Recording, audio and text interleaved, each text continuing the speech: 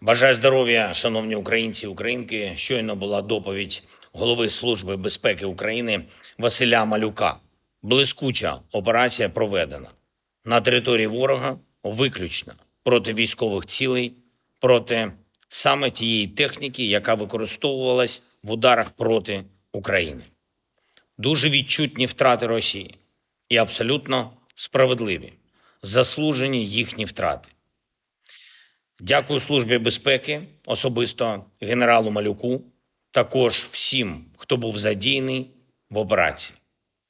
Готували операцію більш ніж 1,5 роки. Планування, організація, всі деталі були ідеально підготовлені. Можна сказати впевнено, що це абсолютно унікальна операція.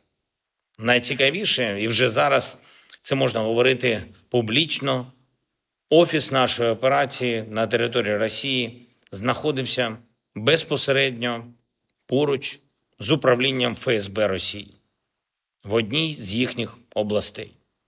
Загалом в операції було використано 117 дронів і відповідна кількість операторів дронів працювали. Вражено 34% стратегічних носіїв крилатих ракет на аеродромах базування. Діяли наші люди на території різних російських регіонів в 3 часових поясах.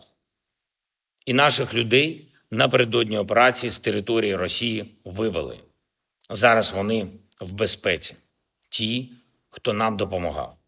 Дійсно, приємно, коли речі, які санкціонував ще рік і 6 місяців тому, працюють та забирають у росіян більше 40 одиниць стратегічної авіації. Продовжимо цю роботу. Ще до початку здійснення цієї операції у нас були дані розвідки про підготовку чергового російського масованого удару. І це дуже важливо для всіх наших людей – не ігнорувати повітряні тривоги. У ніч на сьогодні було майже 500 російських дронів, ударних дронів. Щотижня вони збільшували кількість одиниць на удар. Зараз вони теж підготували калібри з морських носіїв. Ми розуміємо, з ким маємо справу.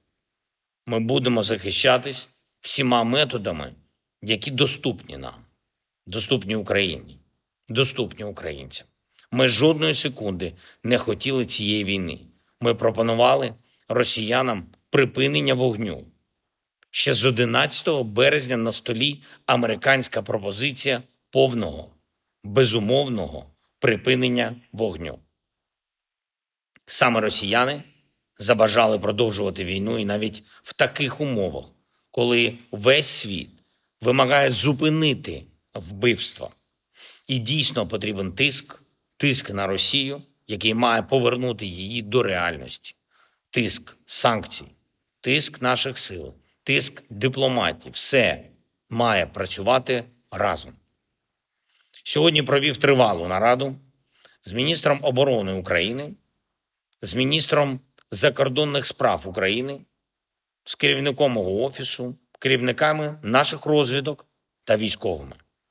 Ми обговорили, що саме очікуємо від зустрічі в Стамбулі в понеділок. Ми пропонуємо і надалі повне, безумовне припинення вогню та всі достойні та раціональні кроки, які можуть дати тривалий і надійний мир. Українська пропозиція, яку ми дали росіянам, логічна та реалістична. Росіяни свій меморандум так і не передали нікому. У нас немає, турецької сторони немає, також у американської сторони російського документу немає. Попри це, ми спробуємо досягти хоча б якогось прогресу на шляху до миру. Сьогодні ж була доповідь головкома Сирського по фронту, по нашій Курській операції. Я вдячний всім нашим підрозділам. Стійкість на землі так само важлива, як і наші операції на території ворога. які так надихають. І ще одне. Сьогодні росіяни завдали ракетного удару по навчальному табору на Дніпровщині. На жаль, є втрати, загинули наші військові. Мої співчуття усім рідним та близьким. Це вже не перший такий удар, коли Україна втрачає людей. Я призначив нараду за участі, зокрема, Михайла Драпатова, Андрія Гнатова, Олександра Сирського та міністра оборони Умєрова по його поверненню після перемовин в Стамбулі, щоб з усім цим розібратись. Наші всі бойові хлопці потрібні на фронті, у захисті України. Кожен. І кожне життя ми маємо берегти. Всі рішення, які для цього потрібні, будуть ухвалені. Дякую всім, хто допомагає. Дякую всім, хто з Україною. Слава Україні!